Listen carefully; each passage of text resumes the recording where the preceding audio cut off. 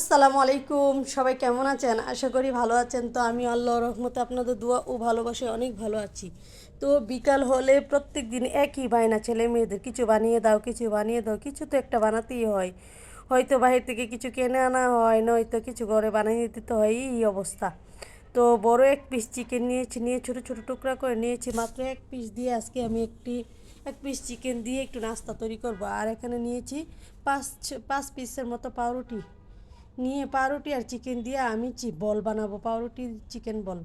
তো পাউরুটিগুলোকে আমি ভিজিয়ে একদম পানিটা চিপে নিচ্ছি, নিয়ে একটি বাটিতে রেখে দিলাম।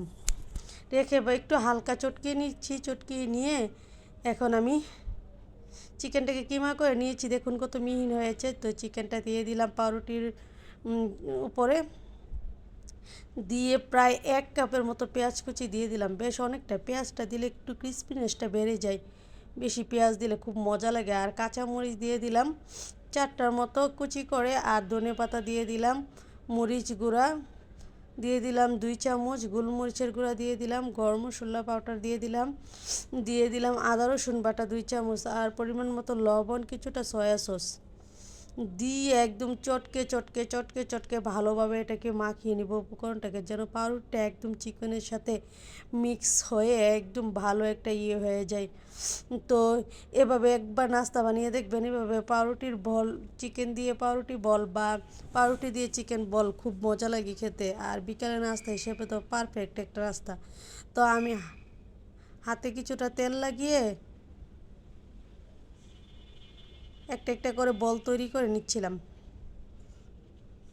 সবগুলো একই সাইজের বল। তো এইভাবে প্রায় আমি 17-18টার মতো বল বানিয়ে নিয়েছি। দেখুন বলগুলো একদম সেম সাইজের, আর এত সুন্দর হয়েছে বলগুলো, দেখুন কি সুন্দর। তো এখানে আমি চাইলে আপনারা পেঁয়াজটাকে বেরেস্তা করে দিতে পারেন। তো আমি যেহেতু ভাজবো তাই আর পেঁয়াজটাকে বেরেস্তা করিনি।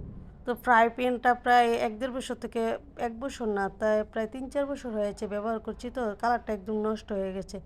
তো আমি কিছুটা তেল দিয়ে তো বলগুলো একটা একটা করে দিয়ে দিচ্ছি, দিয়ে উল্টে পাল্টে একদম ভেজে নিচ্ছিলাম। চারিদিকে বৃষ্টি হচ্ছিল। তো বৃষ্টির মধ্যে একটু বিকালবেলা একটু ঝাল ঝাল নাস্তা হলে ছেলে মেয়ে খুব পছন্দ করে। তো তাই বিকালবেলা এই চিকেন বলটা তৈরি করে নিলাম আর কি, চিকেন ব্রেড বলটা। তো এভাবে এক ব্যাচ ভেজে উঠিয়ে আমি একদম ব্রাউন কালার করে উঠিয়ে তো আরেক ব্যাচ দিয়ে দেব।